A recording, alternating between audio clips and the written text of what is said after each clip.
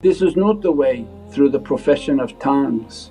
When we were young on this path, the Sultan al-Awliya Mawlana Shaykh Muhammad Nazim Adil Haqqani Qaddasallahu Sirruh, it was apparent for us immense sultan, immense reality and rahmah and mercy, and a little bit of tafakkur and contemplation and you could see the manifestation of his secret in two immense flowing rivers.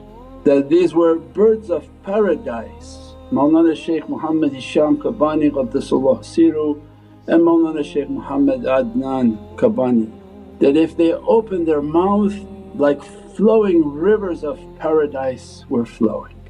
It didn't need anyone to tell us, means that they don't put a billboard from heaven in which Allah says, listen to him.